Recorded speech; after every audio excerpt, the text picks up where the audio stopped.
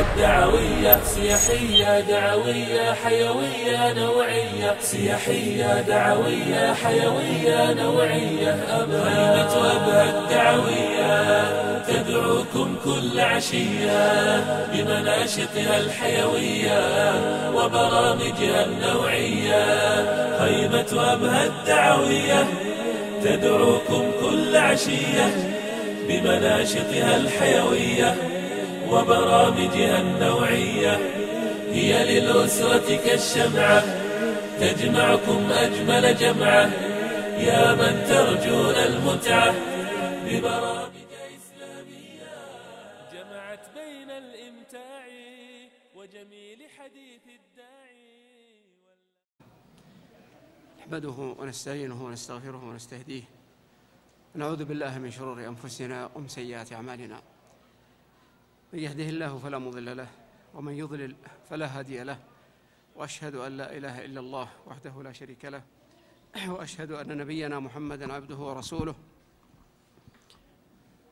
صلى الله وسلم وبارك عليه وعلى آله وأصحابه وسلم تسليمًا كثيرا.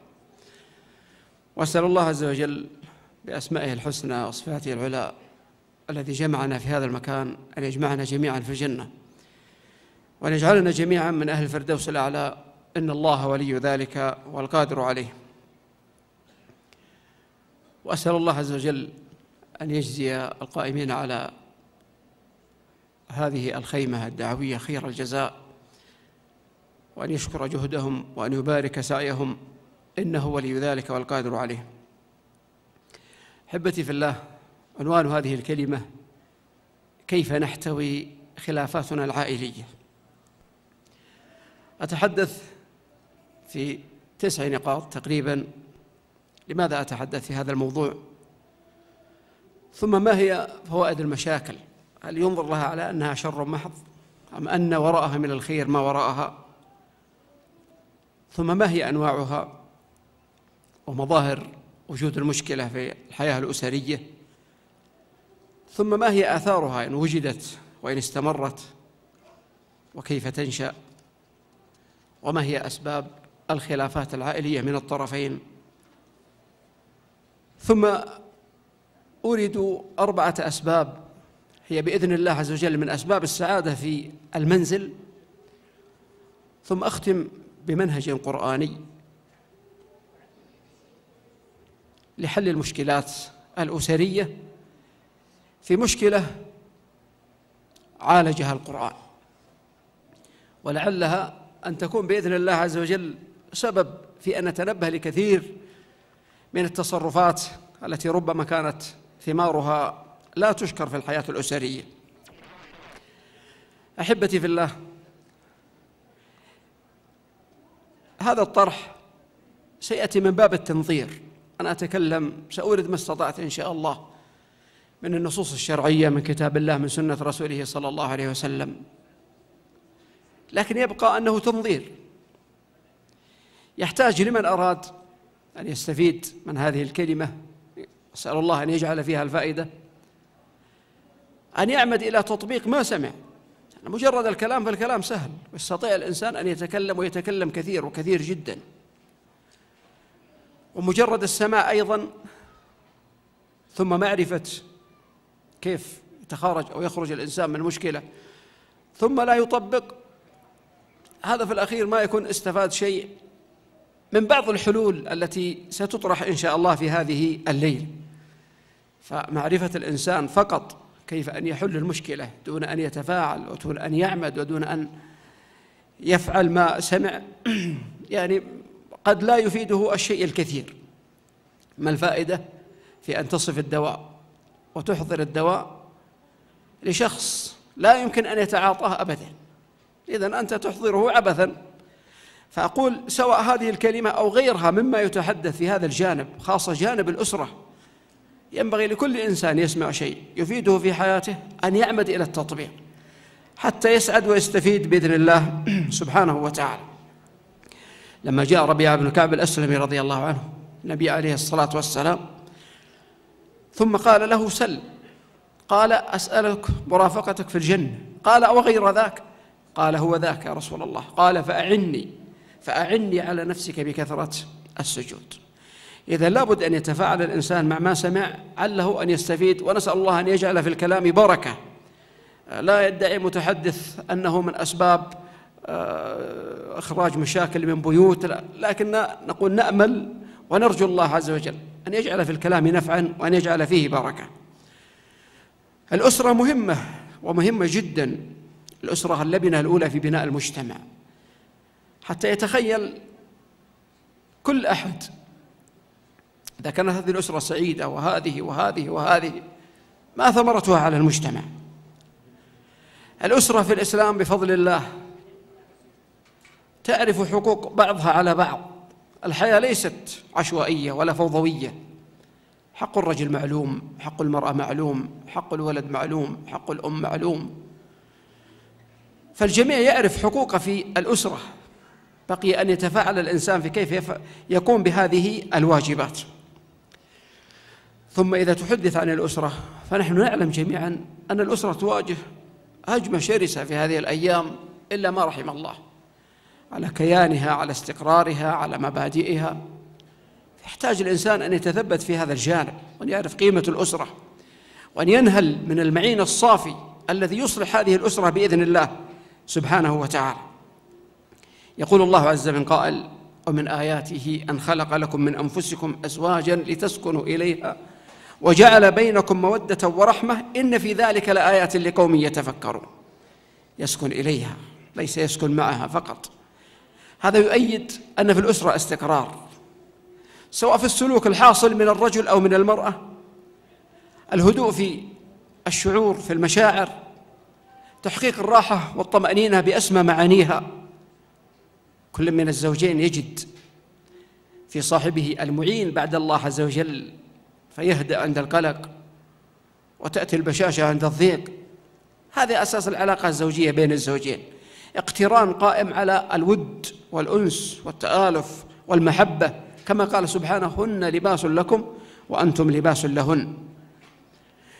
هذا هو التصوير الذي يقرب إلى الأذهان ماذا يعني الزوج بالنسبة للمرأة والمرأة بالنسبة للزوج. أيضا أتحدث في هذا الموضوع لأسرة تريد أن تحيا حياتها بلا مشاكل، ونقصد المشاكل التي تعصف بالأسرة بالكيان. أما المشاكل العابرة فلا يكاد يسلم منها أحد، بل هي ملح الحياة، وهي تأتي بما بعدها من الخير الذي لا يعلمه إلا الله عز وجل. لهذا يقول عليه الصلاة والسلام: خيركم خيركم لأهله وأنا خيركم لأهلي. وأيضا يتحدث في هذا الموضوع لما نسمع جميعا من الشكاوى الكثيرة في الأسرة، سواء من الرجال أو من النساء، فهذا يشكو وهذه تشكو. تجد الرجل سريع الغضب، أكثر الوقت أحيانا خارج المنزل، بعضهم لا دور له ولا إشراف على أولاده ولا على تربيتهم، بعضهم قد حمل لواء سوء الأخلاق مع زوجته وأولاده، وبعضهم ليس له حديث في بيته إلا أنه سوف يتزوج عليها. وخذ على هذا فقس من كثير من المشاكل التي تكون فتسبب شكوى النساء، ورجال يشتكون زوجات أرهقنا زواجهن بعدم التوازن في الحياة بين الواجبات والمسؤوليات والعمل والقيام بواجبات الأسرة. زوجة متبرمة منه ومن أهله، تضجر كثيرا من أبيه، من أمه، من أخواته. زوجة أحيانا مهملة لأولادها، مضيعة لرعيتها إلا ما رحم الله. بعضهن سيئة الخلق مع زوجها أحيانا، بعضهن أرهقته بكثرة الطلبات فتراكمت الديون، بعضهن ممتنع من فراش زوجها، بعضهن مع الزميلات والسهرات، وربما كان بعض وقتها في الأسواق لقضاء حاجياتها وما شابه ذلك، فهي مقصرة أحيانا في حق زوجها. هذه شكاوى تسمع من النساء وتسمع من الرجال. لكن هل للمشاكل فوائد في حياتنا؟ من المعلوم يا أخوة أن الورد لا يناله الإنسان إلا ربما تعرض لبعض شوكه، فلن تحصل السعادة إلا بما يسبقها، وقد لا يكون مما يحبه الإنسان. والسعادة مطلب البر والفاجر والكبير والصغير والذكر والأنثى والزوج والزوجة، لكن السعادة الحقة لا تأتي إلا من خلال التمسك بهذا الدين وبهدي سيد المرسلين عليه الصلاة والسلام. والذي نجزم به جميعا أنه ليس هناك مكان خال من المشاكل إلا في الأحلام، هذا إن كان رأى الإنسان رؤية تسره في المنام. أما الحياة فلا، جبلت على كدر وأنت تريدها صفوا من الأقدار والأكدار، لا يمكن أن يكون ذلك. لا بد أن يواجه الإنسان في هذه الحياة ما يواجه، والألم سنة الحياة. وابن تيمية عليه رحمة الله يقول: والمصائب تحصل على الناس كما يحصل عليهم الحر والبرد، موجودة في حياته. ونبينا صلى الله عليه وسلم يقول: كمل من الرجال كثير ولم يكمل من النساء إلا 4. لكن الذي نعرفه جميعا أن الرجل يكمل المرأة، والمرأة تكمل الرجل، وليس الرجل هو المرأة وليست المرأة هي الرجل. حتى نتفق ابتداء أن هناك مهام للرجل لا ينبغي أبدا أن تتقلدها المرأة، ومهام للمرأة أيضا هي من واجباتها لا تعني الرجل إلا في قضية قوامته وإدارته لمسؤولياته في بيته. من ثمرات المشاكل تكفير الذنوب والسيئات. ما يصيب المسلم من هم ولا غم ولا وصب ولا نصب إلا كفر الله به من خطاياه. هذا شيء يعتقده المسلم، فلا تظن أن المشكلة تمر مرور الكرام، لا، هي بأجرها بإذن الله، لكن بأجرها عند المحتسب الذي يستثمر المشكلة في شيء آخر ينفع بإذن الله في الحياة. من ثمراتها التوبة والإنابة، فما حصل بلاء إلا بذنب ولا رفع إلا بتوبة. والإنسان يعرف إذا تكدرت عليه حياته وكثرت المشاكل في بيته أن عليه أن يراجع حسابه مع نفسه، وأن يتقي الله سبحانه وتعالى في ذاته، فيصلح ما بينه وبين الله عز وجل حتى تخف المشاكل، تخف وطأتها، يخف كثير من وقعها على نفسه.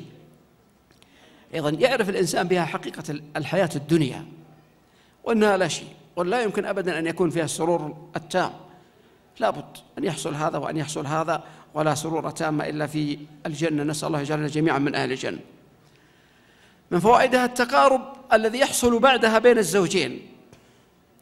كم من مشكلة جاءت على أثرها الهدايا، والهدايا الكثيرة، وربما الهدايا الثمينة، وربما جاءت بعدها الذهاب إلى العمرة والتنزه بعد مشكلة، فكانت ثمرتها سواء كانت الهدية من الرجل أو كانت الهدية من المرأة، لكنها تثمر مثل هذا. تجد الهدايا في حياة الزوجين الذي يكون بينهما المشكلة. مما يكون زيادة المصارحة والحوار بين الرجل والمرأة، أيضا زيادة الخبرة والتجربة. والإنسان حينما تمر به المشكلة في بيته لا ينبغي أن تمر مرور الكرام، ولا يصلح بين الزوجين أن تتكرر المشكلة لأعوام عدة. لا بد أن ينظر لماذا جاءت هذه المشكلة، عرفنا كيف حل هذه المشكلة ما نعود إليه، حتى لو جاءت فعندنا الخبرة الكافية كيف أن نخرج من هذه المشكلة. وهذا ما يجعل عندنا الوقاية المستقبلية بإذن الله عز وجل حتى نتلافى كثير من المشاكل التي تكون في حياتنا. هل بالإمكان أن يكون هذا الخلاف في الأسرة بناءً؟ نعم بالإمكان، إذا كان هناك زوجان يرغبان في حياة سعيدة، فصراحة الزوج مع الزوجة إذا كان الهدف من هذه الصراحة هو حل المشكلة، فسيكون هذا الخلاف بناء بإذن الله عز وجل. إذا جاء عرض المشكلة وبدأ الرجل ينتقد أو بدأت المرأة تنتقد، فينبغي أن يكون النقد للإصلاح، لا للتشهير ولا للتشفي ولا للإحراج ولا لأن يمسح أحدهما بالآخر الأرض، لا، إنما نقاش موضوعي الهدف منه الوصول إلى حل هذه المشكلة، ثم لا تتكرر بإذن الله عز وجل، ثم تقديم النصيحة سواء كان من الرجل أو من المرأة. يكون هذا النقاش بناء إذا حددت أسباب الخلاف ليتفق عليها، لا لننطلق من الإصلاح إلى إفساد. فبعض النقاش أحيانا ينقلب إلى مشكلة جديدة وتكون المشكلة يسيرة، ثم أثناء النقاش قد تصل إلى الطلاق وإلى الفراق، لأن أحدهما لا يريد أن يتقبل من الآخر النقد، ولا يريد أن يسمع أي كلمة يظن أنها ليست فيه أو ليست عنده، إنما لنا هدف من هذا النقاش، أننا نتصارح، أن نحصر المشكلة، أن نأتي بأسبابها، أن فعلا نريد أن نصل إلى علاجها. ثم أثناء النقاش لا بد أن هناك سيكون هناك غضب، سيغضب الرجل، ستغضب المرأة. من مزايا النقاش النافع الهدوء عند الغضب. غضب الزوج تهدأ المرأة، غضبت المرأة يهدأ الزوج، حتى نصل إلى الحل، وإلا لن نصل. إذا كان هذا يغضب وهذه تغضب لن نصل أبدا إلى الحل هذه المشكلة. ثم نهتم بهذه المشكلة حتى لا تتكرر بإذن الله عز وجل. يراجع الإنسان نفسه، يعيد النظر في مشاعره وأفكاره تجاه الطرف الآخر. فأنا أتناقش مع من أحب، يعني مفترضا هذا هو المجرى الطبيعي للحب بين الزوجين، هذا الذي لك أن تعشقينه العشق التام إلى الثمالة كما يقال، وهذه هي زوجتك التي ينبغي أن تكون في نظرك أفضل النساء وأجمل النساء وأحسن النساء، وهذه من تستاهل الحب. إذن ما ينبغي أن يقود هذا النقاش إلى أن تتنكر المشاعر لبعض أو تتغير المشاعر على بعض، لا، إنما تقودنا بإذن الله عز وجل إلى تصفية هذه المشاعر، وأن أكون معك لا ضدك، وأن أزيل الآثار السيئة لهذا الخلاف الذي حصل. ثم لا بد وأنا أناقش أن أحسن الظن، أنا أناقش من أعلم علم اليقين أنه حريص على حل المشكلة لا على إثارة مشكلة جديدة. وهكذا ينبغي أن تكون المرأة، أنها تناقش زوجها وعندها إحسان الظن به أنه فعلا يريد الوصول إلى حل حتى نخرج من هذه المشكلة بإذن الله. أيضا من ثمرات هذا النقاش أن يكون عند الجميع استعداد تام لحل أي خلاف قادم، لتحمل أي غضب يحصل من أي طرف من الأطراف، واعتبار أن هذه المشاكل التي تحصل أمور طبيعية تحصل في الحياة الزوجية لا يكاد يخلو منها منزل. مصيبة بعض الناس عند المشكلة أول ما يتبادر إلى ذهنه الفراق والطلاق وهدم الحياة الزوجية، وأن هذه الحياة ما تصلح، والمشكلة أصلا يعني قد لا تستاهل أن تناقش، فضلا أن يكون هذا هو القرار الذي يصل إليه الرجل أو تصل إليه المرأة. هذا بعدين إذا وصل إليه الإنسان يكون فعلا استنفذ كل الحلول، ثم جاء الطلاق في حياته كحل لا كانتقام ولا كمشكلة يوجدها في حياته لتصنع له في الحياة الجديدة مشاكل لا يعلمها إلا الله سبحانه وتعالى. إذا النقاش لا يفسد للود قضية. من فوائد المشاكل في حياتنا أنها تظهر السلبيات والإيجابيات سواء عند الرجل أو عند المرأة، فهي تعرف متى يرضى، متى يغضب، ما الذي يثيره، ما الذي لا يثيره، متى يتقبل الكلام، وهو كذلك سيعرف من خلال الحياة ومن خلال استمرارها متى يصلح نقاش المشكلة، متى يستطيع أن يؤثر عليها، متى ستقبل بإذن الله سبحانه وتعالى. يقال أن 30% في دراسة 30% من الناجحين كان من أسباب نجاحهم كثرة المشاكل مع زوجاتهم. هذا قليدس عالم الرياضيات سبب تقديمه لهذا العلم والنظريات فيه كثرة المشاكل مع زوجته، فهاجر من أثينا إلى الإسكندرية ثم قدم تلك النظريات التي لا زالت موجودة إلى اليوم. وغيره كثير من العلماء الذين كانت أسماءهم موجودة في هذه الدراسة وقدموا للعالم يعني الاختراعات والنظريات والبحوث التي لا يزال الناس يستفيدون منها إلى اليوم. كل ذلك كل أحد منهم يقول كان هذا بأسباب المشاكل مع زوجتي. إذن ليست المشاكل شر محض، بل يستطيع الإنسان أن يخرج منها بفوائد وفوائد كثيرة بإذن الله سبحانه وتعالى. لكن الملاحظ عند البعض أن المشاكل الزوجية تقوده إلى عالم آخر، تقوده إلى إدمان، إلى مخدرات، بعضهم قد يفكر في الانتحار عياذا بالله، بعضهم يعني يفكر في الطلاق سواء كان فراق الزوجة أو يفكر في طلاق البيت، فلا يعود، يعتبر هذا البيت مهجور بالنسبة له وكأنه لا يعنيه في أي حال من الأحوال. إذن ينبغي أن نندفع من المشكلة إلى الحل، والحل الذي ينفعنا بإذن الله سبحانه وتعالى. المشاكل قد تكون أسبابها دينية، قد تكون امرأة صالحة وزوج غير صالح، أو العكس.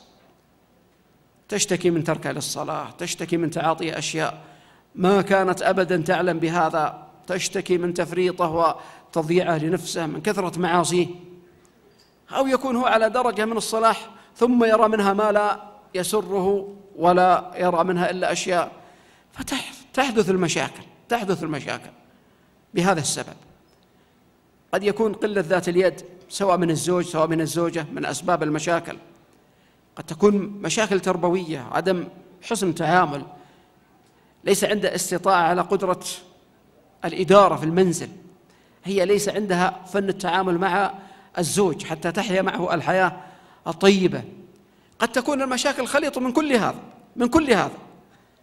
المشاكل قد تكون مشاكل عابرة لا يكاد يسلم منها أحد ولا يسلم منها بيت، وقد يكون هناك مشاكل مستمرة، هذه تحتاج فعلا إلى أن يقف معها الزوج، تقف معها الزوجة حتى لا تتكرر في الحياة. مشكلة مع أمه، مشكلة مع أخواته، مشكلة مع أهلها، مشكلة مع أمها، مع أبيها، ويجد أنها تتكرر في الحياة، وهذا ما يجعل الحياة جحيم لا يطاق بين الزوجين.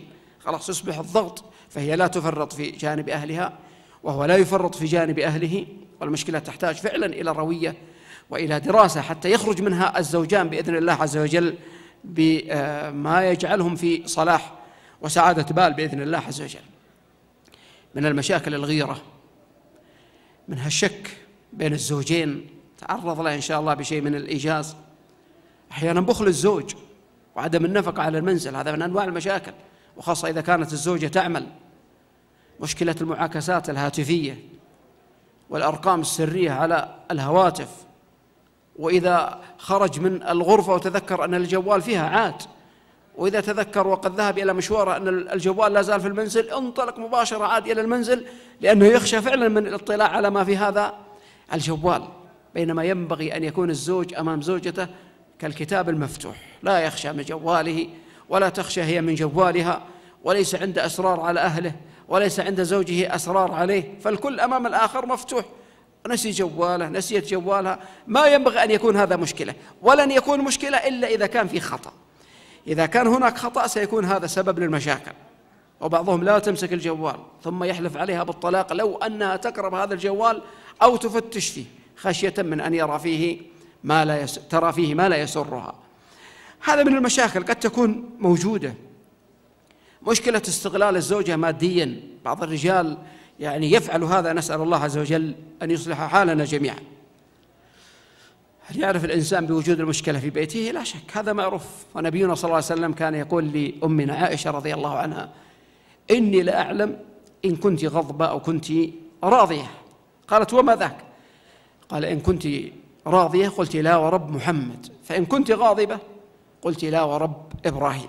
قالت: نعم بأبي أنت وأمي والله ما أهجر إلا اسمك. ليت أن الأزواج يتفطنون للدلالة من هذا الحديث العظيم ومن هذه التربية النبوية، فهنا تكنية عن العتب، والزوجة موجودة في المنزل، والكلام الطيب موجود، والقيام بالواجبات موجود، لأن الذي يحدث في المنازل إذا غضب أحد الأزواج أحيانا يتنصل من كل مسؤولياته، سواء كان الرجل أو كانت المرأة، إلا ما رحم الله عز وجل. فلا يعني وجود الخلاف التنصل من المسؤوليات، لا، بل كل يقوم، حتى لو أشعر الآخر أنه في حالة غضب عليه أو في حالة عتب عليه، هذا لا يمنع من القيام بالواجبات والقيام بالمسؤوليات، وإشعار الآخر أن ما عندي أبدا أي مشكلة في أن نتصالح ونتراضى. فالأمر يحتاج فقط إلى كلمة جميلة من هنا أو كلمة جميلة من هناك، لا يحتاج أبدا الأمر إلى أن يكبر وإلى أن يخرج خارج المنزل. هكذا يقول لها النبي صلى الله عليه وسلم. يقال أن أحد الأزواج كان عنده موعد مهم ومبكر، فكتب لزوجته: أيقظيني الساعة الفلانية، الساعة 7، وما تكلمه ما يكلمها، فكتبت في أسفل الورقة: استيقظ الساعة 7، وضعت الورقة بجواره كما أراد أن تتنبه هي لهذه الورقة. أحيانا يصل الأمر إلى هذا الصمت الذي لا ينبغي أن يكون في الحياة الأسرية. إذا رأى الإنسان أنها خفت جذوة الحب بينهما، الرجل بدأ يجلس خارج المنزل كثير، ينشغل عن أهله، يحب يكلم كثير في الهاتف ويستمع للآخرين، فليعرف أن هناك مشكلة لا بد أن يحلها. من المشاكل كما قلت الموجودة، وأنا سأوجز فيها إيجاز لكنها مشكلة تحتاج إلى من يعرض بها، لعل الله عز وجل أن يهدي من يقع في مثل هذا الأمر. منها مشكلة الإنفاق في المنزل وابتزاز الزوجة ماديا من خلال أخذ راتبها الشهري أو معظم الراتب. بعضهم يفرض فرض على زوجته أن تنفق على الأسرة، توفر الحاجيات الأساسية وأحيانا الكماليات، ويضيق عليها في هذا تضييق تام. وبعضهم يقتطع لنفسه جزء كبير من الراتب، أنا أقول بعضهم لكن هذا موجود، يقتطع له جزء كبير من هذا الراتب. وبعضهم هي تستجديه على 500 أو على 1000 من راتبها، وصرافتها في جيبه يتصرف في راتبها كما يتصرف في راتبه وفي مرتبه، هذا موجود. قد يستدين باسمها، تأخذ قرض لأنه يريد شراء سيارة أو السيارة باسمها، أو يعمر عمارة وعليها أن تستدين، سواء أثثت أو شاركته في البداية على أنه منها. بعضهم يقول يلا 5000 والعمارة لنا جميعا، ثم فاجأها بعد ذلك بالفراق أو ما شابه ذلك، ثم أنكرها في جميع أموالها. حين نستلم الراتب كامل كما قلت، أو سيارة أو ما شابه ذلك. هل لهذا آثار؟ نعم له آثار كثير. ستكون المشاكل باستمرار. هذه زوجها لا ترى لزوجها عليها أي فضل، هي تنفق وهي تعطي، وهي من يأتي بمتطلبات الحياة، وهي تكسو أولادها، وهي تطعم أولادها، وهي تعطيهم، وهي تدفع أجار المنزل. فهي ترى أنها أمام رجل ليس له عليها أي منة ولا أي فضل، بل تتمنى الخروج بدونه. تفرح إذا كبر أحد أولادها وبلغ سن الرشد فتشتري له سيارة، ثم تستقل بحياتها تماما عن هذا الرجل، لأن ليس أهل لأن يقوم بالمسؤوليات، وهو ما يريد منها إلا هذا المبلغ المادي في نهاية الحياة. ثم مثل هذا الزوج يعني ماذا سيكون منظره أمام زوجة لا ترى له عليها أي فضل؟ ما قيمته في المنزل؟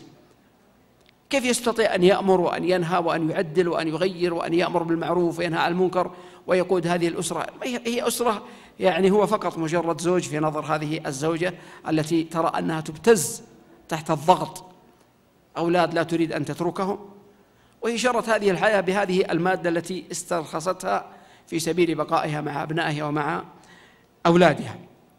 أولاد يرون أن الفضل كله في حياتهم لأمهم لا لأبيهم، كيف سينظرون إليه؟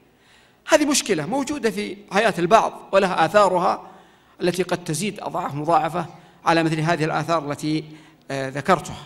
بالنسبة للزوجة سيكون لها ردات فعل، سيكون لها غضب، سيكون لها كلام هو لا يريده، سيكون هناك فتور في التعامل، سيكون هناك تقصير سواء كان في واجباتها حتى في واجباتها إذا كانت تعمل من جراء هذه المشاكل.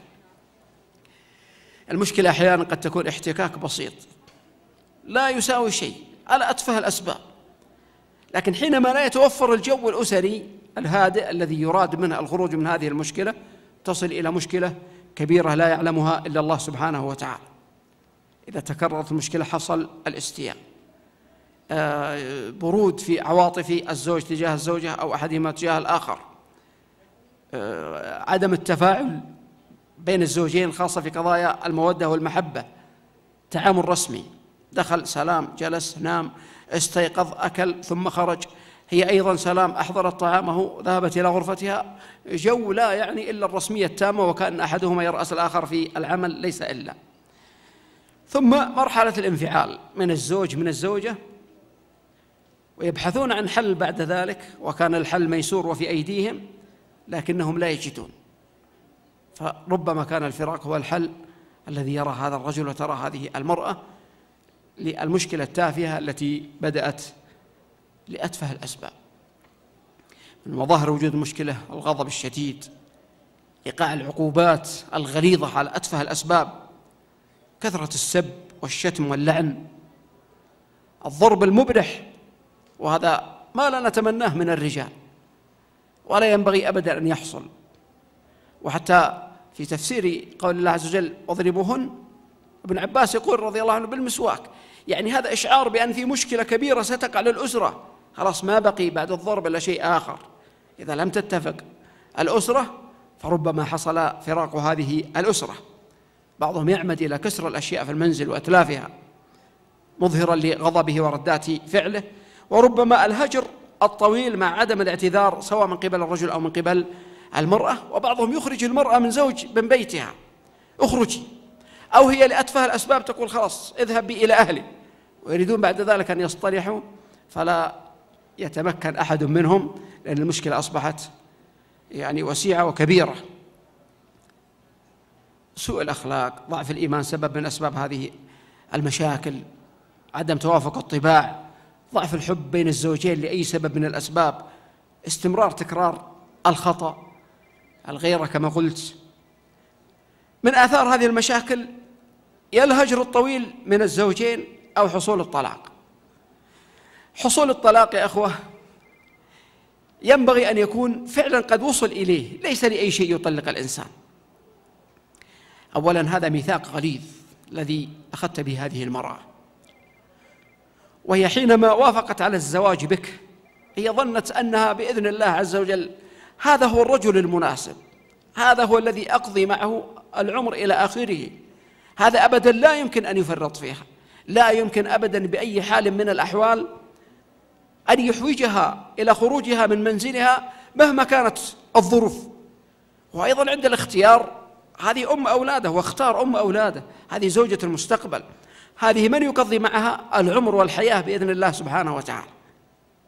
لو حصل الطلاق بالطريقة المشروعة التي ينبغي أن يحصل بها ما حصل كثير مما يحصل في بيوت الناس. الإحصائية في عام 31 أن نسب الطلاق في المملكة كل نصف ساعة تطلق امرأة، كل نصف ساعة تطلق امرأة.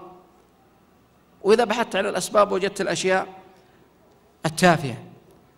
بعضهم في السنة الأولى أكثر من 60% في الدراسة هذه أنها حصل الطلاق في هذه السنة الأولى.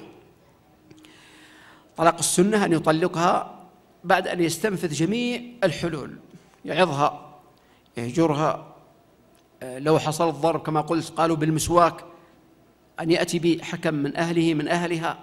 وصل الجميع إلى طريق مسدود يكون الطلاق متفق عليه، خلاص ما عاد يصلح إلا الطلاق في طهر ما جامعها فيه. لماذا؟ حتى يكون يعني بوعيه، ما هناك انفعال. هل من يطلق الآن يعني كثير ممن يستفتي يقول طلقت وأنا غضبان، طلقت وأنا غضبان. إذن وأنت غضبان لا تطلق مطلقا، اخرج من المنزل، استعذ بالله من الشيطان الرجيم، اهدأ، هدأ أعصابك. أنت إذا وصلت إلى الطلاق كحل لمشاكلك الأسرية ستطلق طلاق السنة، ستنتظر حتى يأتي هذا الطهر، ثم إذا أردت أن تطلق طلاق السنة طلقة واحدة، ثم لا تخرجها من بيتها حتى تنقضي العدة كاملة. فإذا لم تعد إليها في هذه الأثناء ثم خرجت من عصمتك فهي طلقة ولا ترجع لك إلا بعقد ومهر. وهكذا لو حصلت الطلقة الثانية، فإذا جاءت الثالثة لا تحل لك إلا بعد زوج. لو كان الطلاق بهذه الكيفية لخف كثير جدا من المشاكل التي تحصل بأسبابه. يطلق في غضب ثم يأخذ برأسها ويخرجها من المنزل، يلا إلى بيت أهلك، أو يتصل على والدها أو على أخيها، تذهب هي في حال غضب فتخبرهم بأشياء لا يراد سماعها، ثم تهدأ الأمور ويفكر في الأولاد وتفكر هي في البنات، ويريد كل منهم أن يرجع إلى الآخر، والآن تصرف تصرفات غير مقبولة. وأخبرت أهلها الآن بمشاكل جعلتهم يغضبون الغضب الشديد، وين هذا الرجل حتى نريكم ماذا سنصنع به. بدأت تتراجع ويريد أن يكلمها، يتصل بها، أخذوا منها الجوال، يكلم أحد من أهلها، يسترضي أحد حتى يوصلها بها. شوف سبحان الله، المرأة التي كانت معه في غرفة نوم الآن لا يستطيع أن يكلمها إلا بواسطة، أحد يتوسط له حتى يوصل الجوال إليها. ولو أنه اتبع السنة وجعلها في بيته استطاع أن يتفاهم معها متى شاء، وأن يتراجع معها متى شاء، وأن يتفق على حل المشكلة من دون ضرر.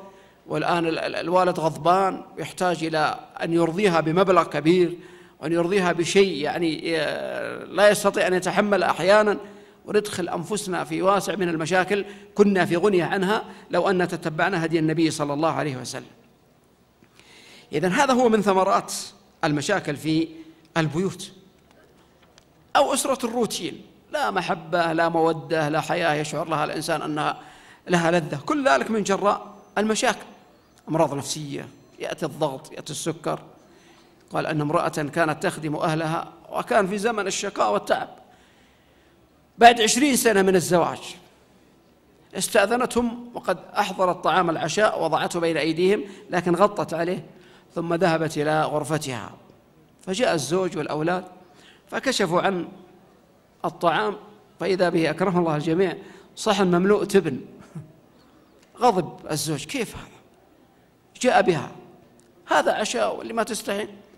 قالت لي 20 سنة ما سمعت منك ولا من أولادك كلمة شكرا، جزاك الله خير، اليوم ما قصرتي، أي تبن ما تستاهلون إلا تبن. بعض الأزواج 20 سنة ما يقول حتى على تعب جزاك الله خير، الله يكثر خيرك، بارك الله فيك، ما قصرتي، أعدت له. أنا أقول صحيح هذا من واجباتها وجزاها الله خير، لكن هذا كلام ما تصرف عليه فلوس، ترى ما يحتاج منك إلى شيء أبدا إلا أن تتكلم بكلمة. والكلام الجميل بين المسلمين مطلوب، وكل عبادي يقول التي هي أحسن. فما يمنع أبدا أن يكلم الإنسان أهله بكلام طيب. الشعور بتعاسة الحياة هذا من ثمرات المشاكل. ظهور الشيخوخة المبكرة، ضعف العطاء، هذا ملاحظ في كثير ممن يعيش المشاكل في بيته، سواء كان مع أسرته أو حتى في عمله، ينعكس هذا الأثر عليه حتى في عمله.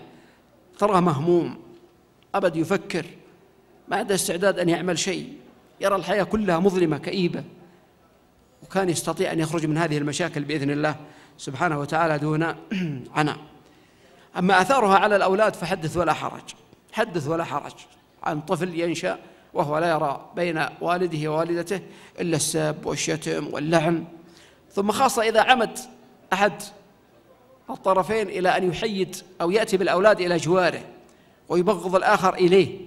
تعيش أسرة يعني متفككة لا يعلمها إلا الله سبحانه وتعالى، انطواء في هؤلاء الأولاد، تسيب من الدراسة. وستكون هذه المشاكل سبب سواء بحق أو بغير حق في أن يتعذر بالأعذار التي لا تفيده. إن حصل الفراق فسيحصل التدليل سواء من الأم حتى تكسب أو من الأب حتى يكسب، ولا يكون هناك التربية الجادة، فيضيع جيل من خلال هذه المشاكل التي أثمرت الطلاق في هذه الأسرة.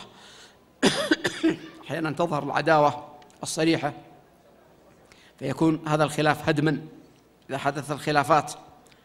أحيانا يناقش في مشكلة فتأتي له بما حصل من المشاكل قبل 10 سنوات، أو هو أيضا ما تذكر أنت فعلت ذاك اليوم وفعلت، خلاص إذا انتهت المشكلة انتهت بما فيها، واليوم يوم جديد ونناقش المشكلة الجديدة. فإذا عادت مشكلة أخرى ما نناقشها، انتهت تلك، إنما نناقش هذه المشكلة حتى لا نفتح الحسابات التي لم تقفل من قبل فنعود إلى السوء من جديد. يكون الإنسان على بصيرة. الاستهانة بالمشكلة في بدايتها هذا يجعلها تتفاقم، ولهذا لا تتهاون بمشكلة لكن تحل بعقل وبروية. العناد والخصام والهجر والطلاق والتهديد به كل هذا لا يفيد في حل المشاكل. من أسباب المشاكل إذا كانت المرأة تشعر باستقلاليتها عن الرجل، عندها فلوس، عندها راتب. ولهذا من الوصايا للنساء في هذا الزمان: لا أكملي دراستك، وحدة ما ينفعها إلا شهادتها. الأزواج ما أحد يركن عليهم هذه الأيام، أصبح الأزواج يطلقون لأتفه الأسباب، لا، دراستك، شهادتك، وظيفتك. فإذا كانت من هذا النوع ستستعلي عليه وترى نفسها عليه وأنها هي تعمل وهي يعني تحصيل حاصل، جيت ما جيت ما يهم في هذا. إذا كان الزوج غني والمرأة فقيرة قد يحصل شيء من هذا، كانت المرأة غنية والزوج فقير قد يحصل هذا. أحيانا يكون الزوج والزوجة لا زال أقل من 20، بعد 20 بقليل، لا خبرة لا تجربة في منزل، أحيانا فيه أب فيه أم، لكن ما كأن هذه المشاكل تعنيه، فلا يوجه ولا يسدد ولا يتدخل في المشكلة بحكمة حتى يجنب هذه الأسرة مزالق المشاكل، فيدع هذه الأسرة تتخبط حتى بعد 30-40 سنة تعرف أنها كانت في مشاكل وأنها كانت تحتاج إلى توجيه. إذا عدت الحياة الزوجية 3 سنوات الأولى، 5 سنوات الأولى، فهي حياة استقرت بإذن الله عز وجل. ولهذا لابد أن يحرص الزوج، تحرص الزوجة في بداية الحياة على تجنب المشاكل الكبيرة التي ربما تفصم عراء الزوجية، خاصة في السنوات الأولى. فإذا عدت السنوات الأولى فقد اجتازت الأسرة بإذن الله سبحانه وتعالى. أحيانا الفارق السني بين الأزواج، زوج في 80 وزوجته في 20، هذا يوجد مشاكل لا حصر لها. شابة تريد تستمتع، تتمشى، تذهب، تعيش الحياة الزوجية التي رسمتها في مخيلتها. هي ما تعلم أن هذا الرجل جاء بدراهمه ودنانيره يريد أن يشتري مثل هذه، اعذروني في هذه العبارة وكان هذا يجوز ولا حرج أن يتزوجها، لكن هو يرى أنه بماله بإمكانه أن يأسر كل أحد، فيدفع ويعطي ويغري ويدفع إلى 500 إلى 600 ألف حتى يلين هذا ويلين هذا حتى تكون هذه زوجته، ثم تفاجأ بشيء هي لم يكن في حسبانها ولا في بالها. تريد أن يتمشى ويريد أن ينام بعد صلاة العشاء، تريد أن تذهب يعني ما يحتاج، المشوار الواحد يؤثر عليه، ما يريد أن يخرج ولا يريد أن يذهب ولا أن يأتي، كثير أشغال. فيتنبه إلى هذا من الأشياء التي تسبب المشاكل في الحياة الزوجية. تقلبات المرأة المزاجية مما يعتريها من الأشياء الشرعية التي لا حرج فيها.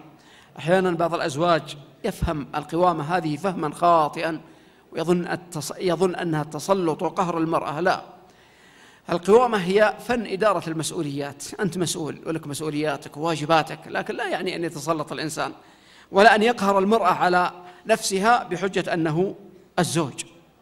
من أسباب المشاكل يكون في عقد الزوجية شروط فيقبل بها ومستعد يقبل بأضعافها، لكن إذا جاء الواقع لا هو في ذهنه حتى تقبل، إذا قبلت لكل حادث حديث، بعدين نتفاهم على هذه المشاكل. ثم تبدأ هي تطالب بما قبل على نفسه، فيأتي معتذرا وأحيانا رافض وأحيانا مهدد، تريدين وإلا فتنضغط مسكينة تحت هذه الكلمات، فتعيش في حياة وفي أزمة، ثم تبدأ المشاكل بين الزوجين. أحيانا هذه الغيرة تصل إلى درجة الشك والوسوسة، فتكون من أسباب الفراق في الحياة الزوجية. تقوى الله مطلب، تذكر ما أعد الله عز وجل في الآخرة مطلب، حسن الظن مطلب في الحياة الزوجية، القناعة مطلب. يا أخوة، حينما جاء الزوج يخطب هو لا شك في البداية أرسل أهله ورأت أمه ورأت أخته، ونقول لها الصورة عن شابة جميلة جيدة ممتازة في منزلها، ثم جاء الكلام بين الرجال وجاء الموعد وخطب وتقدم، ثم جاءت النظرة الشرعية، يراها بأم عينه، يراها، ثم دخل، ثم نظر إليها، ثم خرج. قالوا اسأل، استخر، ادعو الله أن يشرح صدرك لما فيه خير، وقالوا لها نفس الكلام.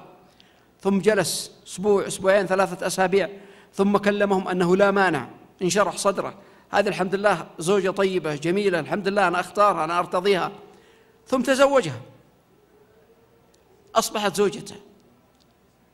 بعد كل هذا هل يصح أن يقول الإنسان أنا ما عندي قناعة بك، أنا ما أدري فين كانت عيوني يوم شفت يوم رأيت؟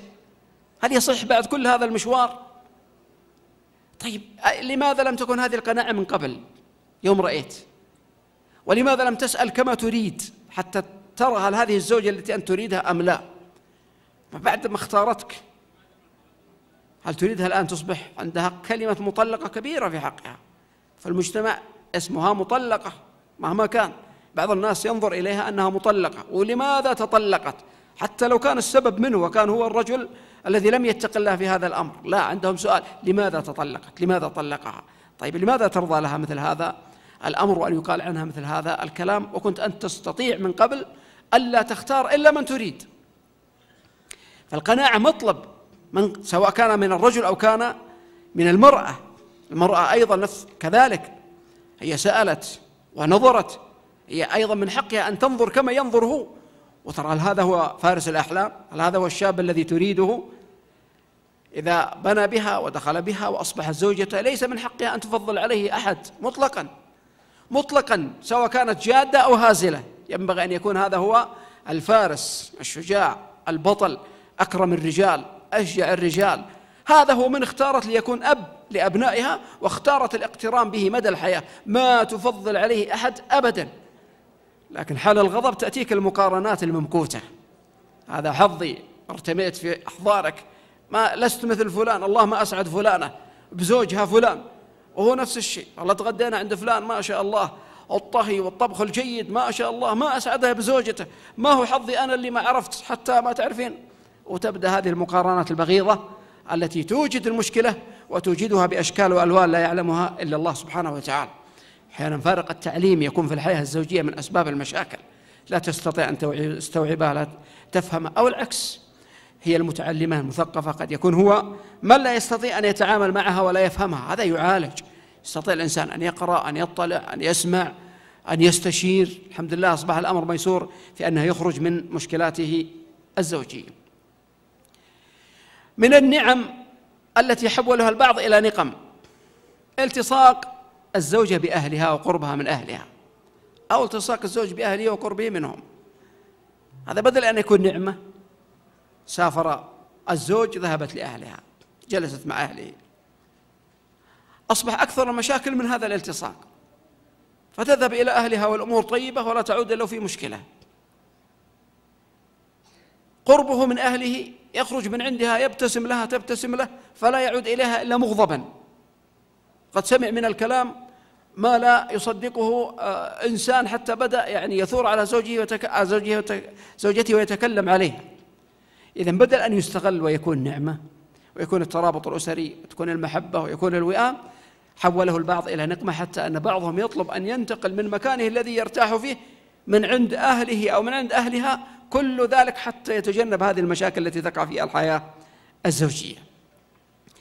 عدم الاحترام المتبادل وتعدي حدود الأدب أحيانا بين الزوجين، هذا مما يوقع المشاكل. ينبغي ألا ننسى أن المشاكل أن سببها الشيطان الرجيم. حتى بعضهم إذا قلت له استعذ بالله من الشيطان قالوا الشيطان وش سوى أصلا؟ ما سوى، هاي اللي سوت. يا فلان استعذ بالله، قال لا. استعيذي بالله، قالت لا، الشيطان ما سوى شيء. لا، بل الشيطان هو الذي فعل. الشيطان له الكيد والوسوسة، وهو الذي يسعى بسعي حثيث في أن يفرق بين الزوجين. الحديث أنه يضع عرشه على الماء ثم يسأل من منهم يلبس هذا التاج، حتى يأتيه من يقول ما زلت به. يا إخوة تنبه، ما زلت به مشكلة بسيطة، لا، صعدها الشيطان، بدأ يجعله يوسوس، انتقل للمرحلة الثانية، بدأ يجعل المرحلة الثالثة، ثم جاء وقت الانفعال. أحيانا يرى الإنسان أنه لا يشفي غليلا إلا كلمات ليست طيبة، يا يسب ويشتم ويلعن ويقول كلام سيء فيحس فعلا أنه ارتاح، أو يصل إلى هذه الكلمة التي ستكلفه الكثير فيطلق. فيأتي الشيطان فيضع على رأسه التاج، أنت من فرق شمل هذه الأسرة، فيستاهل عنده أن يلبس هذا التاج. فالشيطان استعاذ بالله منه. كان إنسان واقف يجلس يتوضأ يخرج من المنزل، حتى ما يدع مجال للشيطان في أن تكون هذه المشكلة أكثر مما سبق. عدم وجود الاتفاق بين الزوجين في الحياة الزوجية وكيف تعاش قد يكون من الأسباب. وفتش في الحياة الزوجية في كل مشكلة، ثم اسأل ما وزن الإيمان في النفوس، ترى أن ضعف الإيمان من أسباب وجود المشاكل في المنازل. كلما قل نصيب الإنسان من تدينه وخوفه من الله وتقواه، كلما جاءت المشاكل بلا حساب، سواء كانت عقوبة له بسبب هذه المعاصي والآثام أو لأي سبب يريده الله عز وجل. لكن البعد عن الله عز وجل من أكبر أسباب المشاكل. تعاليم بعض الأزواج، التقليد الأعمى، تغاضبت مع زوجها، أنا أتكلم عن شيء أنا أعلمه، ثم خرجت إلى بيتها مغضبة إلى بيت أهلها، والرجل تصرف بالمشكلة بما يمليه عليه الواقع، ما في مشكلة أصلا، ثم أراد أن يؤدبها فتركها فترة، فثارت ثائرتها. لماذا هي في بيت أهلها وهو لم يأتي؟ فصرحت بهذه المقولة، قالت لماذا لم يسترضيني ويأتي إلي كما استرضى فلان فلانة في المسلسل الفلاني. أمامها مشهد تمثيلي رأته، ورأت كيف تعامل الممثل مع الممثلة في حل مشكلة، تنتظر من زوجها أن يتقمص الشخصية ثم يفعل نفس الفعل فترضى وتعود معه، لكنه ما فعل. يمكن هو ما هو شاهد المسلسلات مثلها، يمكن هذا غائب عن باله، يمكن، لكن انظر إلى قضية التقليد الأعمى حتى هذا في هذا الجانب، وكيف أنها تراد أن تحل مشكلتها بنفس الطريقة التي هي تشاهد بها. التقليد الأعمى قد يكون من أسباب المشاكل. إذا وقعت المشكلة فلا تظن أن القيامة قامت أو أن الكارثة قد حلت. مشكلة، كل مشكلة لها حل. في مشكلة تنحل في دقائق، في مشكلة في ساعة، في مشكلة في يوم، مشكلة تحتاج إلى يومين إلى 3 أيام. لا تعجل، استعذ بالله من الشيطان الرجيم. لا يكون لديك ردة فعل سريعة إلا أن تحل المشكلة الآن، لا، دعها حتى تأخذ وقتها المشكلة، فإذا أخذت وقتها سوف تنتهي بإذن الله، وتنتهي بأن لا يعاد إليها بإذن الله سبحانه وتعالى. لا تضخم التوافه. مشكلة بسيطة، لماذا نجعل من الحبة قبة؟ لماذا تكبر المشكلة حتى لا يستطاع حلها بعد ذلك؟ لا توسع رقعة الخلاف. مشكلة في غرفة النوم أفضل من مشكلة أمام واحد من الأطفال. مشكلة في البيت أحسن من مشكلة خرجت من المنزل أو باشرها فلان أو باشرتها فلانة. بعضهم يعمد إلى التنفيس، لكن عند من لا يستحق أن يقال له الكلام فيأتي بحلول تهدم لا تصلح. إذا اتفق الزوجان على ألا تخرج المشكلة تجاوز 90% من المشاكل المستقبلية. خرجت المشكلة، استشارت زوجة لا تقدر الحياة الزوجية، متغاضبة دائما مع زوجها، حياتها كلها في نكد، ترى أن زوجها من النوع التي لا يستحق الاحترام، فتملي عليها بما ترى: اتركيه، اهجريه، سبيه، اشتميه، جربي، دعيه يتأدب. وبعضهم تلقي لها نصائح يعني تجعلها تهدم حياتها الزوجية. لا، أنت في البيت لا يصلح أبدا أن تتفهمي أحد غير زوجك، وما يصلح لهذا لا يصلح لذاك. إذا دخل الأب، إذا دخلت الأم، تكبر المشاكل. إذا دخل الإخوة يتفاقم الأمر أكبر وأكبر. فكلما كانت المشكلة يعني لم تخرج من المنزل كلما استطاع الإنسان أن يسيطر عليها بإذن الله سبحانه وتعالى. منهج قرآني في حل المشاكل. سأعرض قصة ذكر الله عز وجل شأنها في كتابه، ذكر شأن صاحبتها في كتابه، وقد جاءت تشتكي إلى النبي صلى الله عليه وسلم. خولة بنت ثعلبة رضي الله عنها، امرأة عندها مشكلة في بيتها. لننظر كيف حدثت المشكلة وكيف سعت في حل هذه المشكلة، ولنتخذ من هذا منهجا لنا في حياتنا حتى تصلح حياتنا بإذن الله عز وجل. تقول رضي الله عنها: والله في وفي أوس بن الصامت أنزل الله عز وجل صدر سورة المجادلة. قالت: كنت عنده وكان شيخا كبيرا قد ساء خلقه وضجر. قالت: فدخلت عليه يوما فراجعته بشيء فغضب. طيب تفضل. للمخيم. طيب. طيب.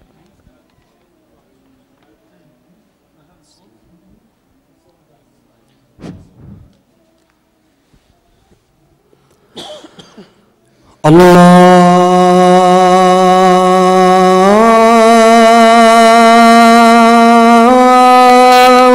أكبر،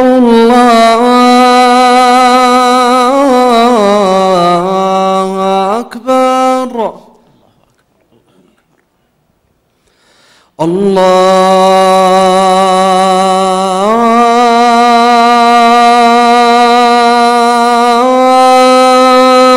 أكبر، الله أكبر. أشهد أن لا إله إلا الله،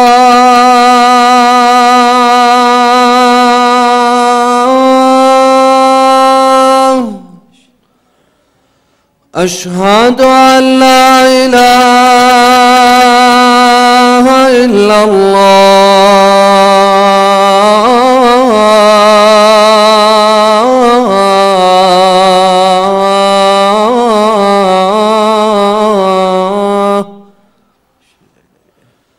أشهد أن محمدًا رسول الله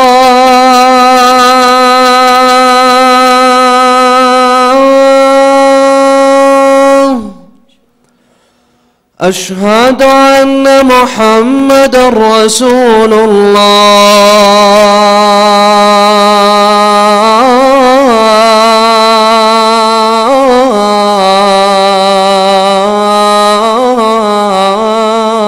الله حي على الصلاة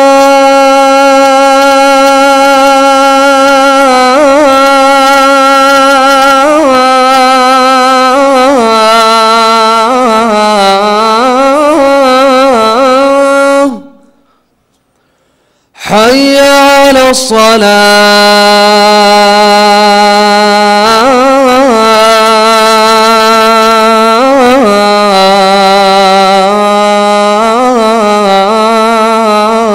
الصلاة حي على الفلاح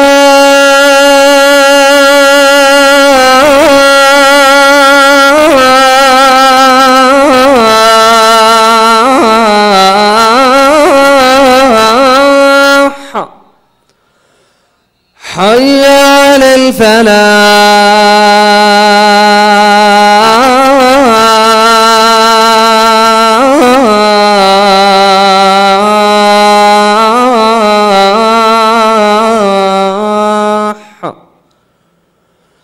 الله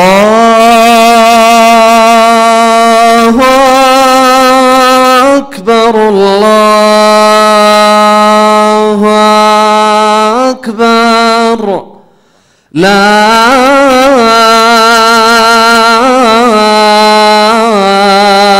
إله إلا الله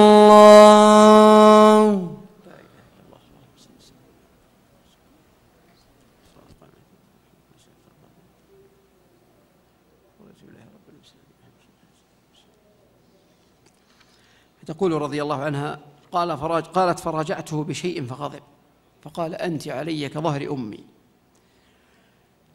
قالت ثم خرج فجلس في نادي قومه ساعة ثم دخل علي فإذا هو يريدني على نفسي. قالت فقلت كلا والذي نفس خويلة بيده لا تخلص إلي وقد قلت ما قلت حتى يحكم الله ورسوله صلى الله عليه وسلم فينا بحكمه. قالت فواثبني فامتنعت منه فغلبته بما تغلب به المرأة الشيخ الضعيف فألقيته عني. قالت ثم خرجت إلى بعض جاراتي فاستعرت منها ثيابا ثم خرجت حتى جئت الرسول صلى الله عليه وسلم فجلست بين يديه فذكرت له ما لقيت منه يعني من زوجها فجعلت أشكو إليه صلى الله عليه وسلم ما ألقى من خلقه وسوء خلقه. قال فجعل صلى الله عليه وسلم يقول يا خويلة ابن عمك شيخ كبير فاتق الله فيه. قالت فوالله ما برحت حتى نزل في القرآن فتغشى رسول الله صلى الله عليه وسلم ما كان يتغشاه ثم سري عنه فقال لي يا خويلة قد أنزل الله فيك وفي صاحبك ثم قرأ قد سمع الله قول التي تجادلك في زوجها وتشتكي إلى الله. الدلالة من هذا أن المشاكل الداخلية لها شأن ولا ينبغي أن يغفل. هذه مشكلة داخلية وينزل فيها قرآن. إذن لا ينبغي أن يتجاهل الإنسان المشكلة يقول لا مشكلة تصلح ما تصلح، لا، ينبغي أن تضع حدا لهذه المشاكل. فكيف تحل هذه المشاكل حتى ما يصل الأمر إلى قضية فراق الزوجة، وذلك لما تعني هذه الأسرة في الإسلام. من فوائد هذه القصة قدرة هذه المرأة رضي الله عنها على إدارة مشاكل البيت. لم تستسلم، لم تعتبر الأمر انتهى، إنما كان تفكيرها الجاد فكيف تحل هذه المشكلة التي حصلت معها ومع زوجها الذي تلفظ عليها بهذه الكلمات والتي كانت تعد من الطلاق في الجاهلية. فعمدت إلى النبي صلى الله عليه وسلم وتصرفت تصرفا راقيا حيال هذه المشكلة، تحركت، جادلت، صممت على حل عادل يتوافق وظروف البيت والمنزل الذي تعرفه، بيت مملوء أطفال، شيخ كبير لا يصلح الفراق، هي لا تستطيع أن تعولهم، هو لا يستطيع أن يربيهم، فنظرت إلى أبعاد المشكلة من كل جانب، ثم بدأت تعمد وتبحث عن الحل الذي يصلح هذه المشكلة بإذن الله سبحانه وتعالى. الفائدة الثانية أن هنا خلاف وهنا أدب للخلاف، حسن حوار، وصول إلى حل هذه المشكلة، وليس هناك أحد لا يخطئ، لكن هناك خطأ يصحح، ونستطيع أن نصل من خلال تصحيح الأخطاء إلى الصواب بإذن الله سبحانه وتعالى. إذا كانت المشكلة في البيت، كانت في الأسرة، حتى كانت في المؤسسة، ليس هناك مشكلة إلا ولها حل. لكن في البداية المشكلة تكون خلاف ظاهري، إياك أن ينقلب إلى خلاف باطني، فيصبح البغض هو الذي يسود النقاش، ويصبح التعنت في طلب حل المشكلة من هذا الجانب، زوج وصل إلى درجة البغض أو زوجة وصلت إلى درجة البغض، خلاف ظاهري لا حرج، لكن تبقى المودة، تبقى المشاعر التي توصلنا إلى حل المشاكل بإذن الله سبحانه وتعالى. جاءت إلى النبي صلى الله عليه وسلم، حاورت، جاء الحل بإذن الله عز وجل، ثم وهي تعرض المشكلة كانت رفيقة بأسرتها وبزوجها، وهي في قمة الغضب من تصرفاته، وهذا ما يفتقده كثير من الأزواج، أن في قمة الغضب لا تحصل الرحمة، ولا يحصل أبدا المودة إلا ما رحم الله، ولا يحصل أبدا طلب الحل الأمثل، إنما الحل الأشق حينما يكون الإنسان غضبان، سواء كان الرجل أو كانت المرأة. لا، هي بخلاف ذلك، كانت في قمة الغضب لكنها تبحث عن الحل الذي يهدئ المشكلة وتعود به من خلالها إلى منزلها رضي الله عنها وأرضاها. مما ظهر في هذه المشكلة ورعها وخوفها من الله سبحانه وتعالى.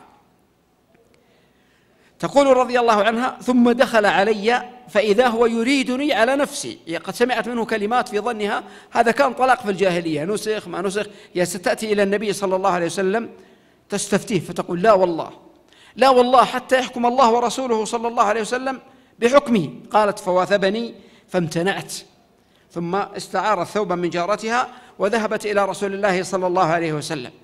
إذن إن كان للزوج طاعة فهي في حدود، لا ينبغي مطلقا أن تصل إلى أن يغضب الله وتنتهك حدود الله عز وجل من أجل طاعة الزوج أو من أجل طاعة الزوجة. هذا من مقومات السعادة في المنزل، أن يطاع الله أولا، فلا طاعة لمخلوق في معصية الخالق. كم من رجل يكره امرأته على أشياء لا ترضي الله، عليها أن تقول لا، وكم من امرأة تقود زوجها إلى أشياء لا ترضي الله، عليه أن يقول لا، وليأتي الوفاق والوئام حتى يسعى الجميع في إرضاء الله سبحانه وتعالى. أولا قضية مهمة، انظر لمن لجأت في حل مشكلتها رضي الله عنها. ذهبت إلى رسول الله صلى الله عليه وسلم، أتت لوحدها، ثم انفردت به لوحده عليه الصلاة والسلام، حتى عائشة ما تسمع، تقول: أنا في جانب الغرفة أكاد لا أسمع شيء مما تقوله لرسول الله صلى الله عليه وسلم، حتى قالت: الحمد لله الذي وسع سمعه الأصوات. هي تجادل النبي عليه الصلاة والسلام في ناحية الغرفة وأنا لا أسمع شيئا مما تقوله لرسول الله صلى الله عليه وسلم. إذن جاءت لوحدها، ما جاءت ومعها 4 5 من أهلها، ولا أخواتها ولا عماتها ولا خالاتها ولا أمها، جاءت لوحدها. ثم عرضت القضية على فعلا من تتوخى أن تجد عنده الحل عليه الصلاة والسلام. إذن هذا مطلب في حل المشكلة، إنسان هو الذي يعرض مشكلته بنفسه، أيضا يعرضها على من يستشير دون ضجيج دون صخب.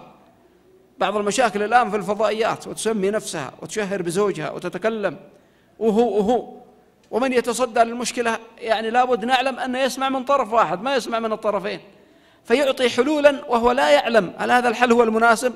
هو يعطي حلا على ما سمع، ما يعطي حل لأنه فعلا يعلم المشكلة، لا، هو سمع من طرف، والإنسان سوف يتكلم كما يريد ثم يأتيه الحل كما يريد أيضا، لكن ليس هو الحل المناسب، قد لا يكون الحل المناسب البتة، لأن المشكلة لابد أن تعلم من كل الأطراف. فجاءت إلى النبي عليه الصلاة والسلام، انفردت به لوحده صلى الله عليه وسلم، عرضت مشكلتها. إذن لابد حينما نعرض المشكلة أن نتخير على من نعرض مشاكلنا. ليس كل أحد يستاهل أن تعرض عليه المشكلة، سواء من قبل الأزواج أو من قبل الزوجات. الله قال ذوى عدل منكم. إذا الإنسان فعلا يكون عنده حكمة ويكون عنده تأهيل وخبرة وتجربة في حل المشاكل. أيضا مما نستفيده أنها ما وسعت رقعة الخلاف بينها وبين زوجها رضي الله عنهم أجمعين. أيضا حينما حاورت النبي عليه الصلاة والسلام حاورت بكل أدب، حاورت أيضا حوار من يريد أن يصل إلى حل المشكلة. يا رسول الله، أكل مالي، أفنى شبابي، نثرت له بطني، حتى إذا كبرت سني وانقطع ولدي ظاهر مني، اللهم إني أشكو إليك. فيقول عليه الصلاة والسلام ما أراك إلا حرمت عليه، حتى جاء الفرج من الله سبحانه وتعالى. إذن بالهدوء نستطيع أن نصل إلى الحل. إذن الضجيج، الصخب، السب، الشتم، ارتفاع الأصوات ليس هو الذي يأتي لنا بالحل الأمثل، إنما يأتي به عرض المشكلة بكل هدوء، وعرض المشكلة بحذافيرها لا زيادة ولا نقصان، وعرض المشكلة حينما نريد أن نصل إلى حق، وعرضها على من نتوخى فيه بإذن الله عز وجل أنه يستطيع حلها ويستطيع أن يشاركنا بإذن الله عز وجل في الوصول إلى هذا الصواب. رفع الأصوات والسب والشتم لا يوصل أبدا إلى حل المشكلة. وقل لعبادي يقولوا التي هي أحسن، هكذا يوجهنا الله سبحانه وتعالى. ملمح كبير في قصتها أنها جاءت تشتكي وهي غاضبة، لم تشتمه، لم تسبه، لم تحلف أنها لن تعود إليه، لم تتكلم أبدا، يعني كما يحصل الآن في من ينقلون المشاكل وهو يقول فيك كذا، وفي أمك في أمها يقول فيك كذا، وفي أخوانها يقول فيكم كذا، ثم تقول كلام تتورط به، تتصل به بعدين، تعال طيب كيف، جرب. عند أهلها أنها حلفت ألا تعود وأقسمت بالله الأيمان المغلظة، الآن هي تراجعت، ما تستطيع أمام أهلها تقول أنا أريد أن أعود. ولو أنها توخت مثل هذا الهدف التربوي الرفيع من هذه القصة ما جاوزت، بكل هدوء تركت آخر شيء الأشياء اللي فعلا هي تريد أن تتكلم بها، إذا فعلا خلاص أرادت أن تتكلم بكلام لا. فنثر المشاكل هكذا يجعل المشاكل تكون صعبة في بعد ذلك إذا أراد الإنسان أن يحلها. ثم أيضا مما نفقهه من هذه القصة قضية من يصلح. المصلح أيضا حينما يختار عليه أن يتقي الله، عليه أن يتوخى الحكمة والصواب فيما يقول، أن لا يميل إلى أحد على حساب الآخر.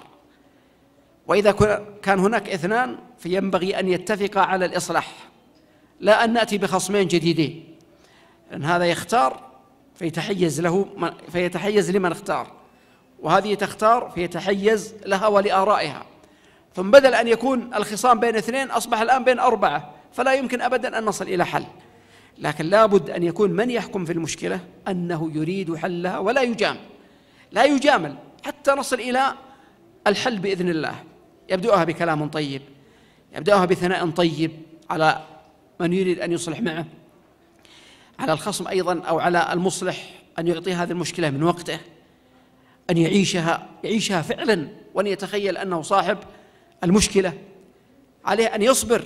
أحيانا يجلس المصلح بين الاثنين فإذا به عرضة للسب وللشتم وللكلام السيء، وأنه هو أنت ما أحسنت الكلام، فعليه أن يصبر ويحتسب عند الله سبحانه وتعالى الأجر، ويعيش مع أصحاب المشكلة حتى نصل إلى حلها بإذن الله سبحانه وتعالى، فيؤجر على حلها ويكون بعد ذلك قد بنى في هذه الأسرة. أيضا احترام خصوصية الزوج. عائشة رضي الله عنها لم تتطفل فتسأل ماذا قالت، ماذا قلت لها، ولماذا تنفرد بها، ولماذا تجلس. أنا أقول لا يحق أن يقال هذا في حق النبي عليه الصلاة والسلام، لكني أنا أستنبط يعني من يصلح. أحيانا تأتي زوجته يعني تؤذيه، وخاصة من يتصدى مثلا لقضايا الناس فيصلح بينهم، يتلقى مكالمات بالهاتف، يأتيه أناس إلى بيته، ليس من حقها أن تلح عليه من الذي جاء، ماذا قال، وش المشكلة بينهم، من الذي كلمك، ماذا قالت، ولماذا تقول. فاحترام خصوصية الزوج حينما يتدخل للإصلاح بين الناس هذا من واجبات المرأة، التي هي أيضا تحتسب أنه ما صرف وقته وجلس يستمع للناس ويعطيهم من وقته، إلا هو يريد الخير وهي أيضا تحتسب، حتى نصل إلى حل المشاكل بإذن الله سبحانه وتعالى. ويؤكد هذا مدى الثقة بين الزوجين الذي لا بد أن تتوفر حينما يريد الرجل أن يصلح، أو حتى المرأة إذا كانت ستصلح بين من تصلح من بني جنسها. هذا مما هو مطلوب في المصلح من خلال ما نستنبط من هذه القصة. أسباب السعادة الزوجية: ثقة بين الزوجين، إذا لم تحصل الثقة فسيكون الشقاء. قبول من الرجل للمرأة، قبول من المرأة للرجل، يقصر عينه وطرفه عليها، تقصر عينها وطرفها عليه، كل منهما يقبل القبول التام. تعيش المرأة في بيتها آمنة، لا تهدد بالطلاق لأتفه الأسباب، لا تهدد بالطلاق إذا ما أعطته من راتبها، لا تهدد بالطلاق إذا ما ذهبت معه لضيفة أهله. هيا عندنا مناسبة، زوجة أختك تقول ما هذا أخي، هذه زوجته، تذهبي؟ ما أذهب، تذهبين وإلا أنت طالق. زوجة تحس أنها آمنة، ما تطلق لأتفه الأسباب، ما تطلق لأنها أخرت القهوة وأخرت الشاي، ما تطلق لأن عندها ظرف فاعتذرت منه لاستقبال ضيف أو ما شابه ذلك. تحس أن هذا الطلاق ما هو موجود، تحس أن هذا الرجل حروف الهجاء عنده 24 ليست 28. كلمة طالق هذه ليست في قاموس لغته البتة. تحيا سعيدة، تعيش آمنة، تحس أنها في دار فعلا هذه دارها الذي تعيش فيها بأمن وأمان، وهو أيضا يحس بهذا الأمان مع زوجه، ويحس أن هذا البيت هو البيت الذي يسعد فيه. احترام متبادل، هذا مكون من مقومات الحياة الزوجية السعيدة. يحترمها في ذاتها، في شخصها، يحترم من تحترم، يقدر أهلها، يقدر من كان من طرفها، هي أيضا تقوم باحترامه بنفس الأمور التي تطلب أن يحترمها، تحترم أهله، تحترم والدته، أخواته، تقدر ظروفه. جاءه ضيف أبدا كانت هي أول الملبين، لا أن توجد مشكلة لأتفه الأسباب. فإذا وجد الاحترام المتبادل بين الزوجين كانت السعادة الزوجية بإذن الله عز وجل. أخيرا أحبتي في الله، الحياة الزوجية: رجل صبور محتسب قانع لا يريد إلا ما عند الله، وامرأة قانعة رضيت بهذا الزوج، قانعة بهذه الحياة، حتى نصل جميعا إلى السعادة التي نريدها. نسأل الله أن يسعد المسلمين في بيوتهم، وأن يصلح ذرياتهم، وأن يهب لنا جميعا من أزواجنا وذرياتنا قرة أعين، إنه ولي ذلك والقادر عليه. أسأل الله أن يحفظكم وأن يشكر لكم هذا الاستماع وهذا الإنصات. أنا قلت كلاما إن أصبت فيه فمن الله والحمد لله، وإن أخطأت فيه فمن نفسي ومن الشيطان، والله ورسوله بريئان مما أخطأت به. سبحان ربك رب العزة عما يصفون، وسلام على المرسلين، والحمد لله رب العالمين، وصلى الله وسلم وبارك على نبينا محمد وعلى آله وأصحابه وسلم تسليما كثيرا. أحبتي في الله، جهود المكتب تعاوني في أبها ملموسة واضحة مشكورة.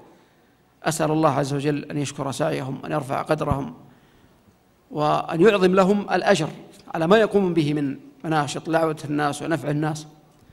وهناك مجالات للاحتساب معهم، خاصة في قضايا التبرع، استقطاع الشهري، سواء كان الذهاب للمكتب وعند محاسب المكتب أو الإيداع في حساب المكتب مباشرة. نسأل الله أن يجعلنا جميعا ممن يتعاون على البر والتقوى، سواء في جانب الرجال أو في جانب النساء. نسأل الله أن يتقبل من الجميع وأن يخلف عليهم ما أنفقوا. وصلى الله وسلم وبارك على نبينا محمد وعلى آله وأصحابه وسلم تسليما كثيرا.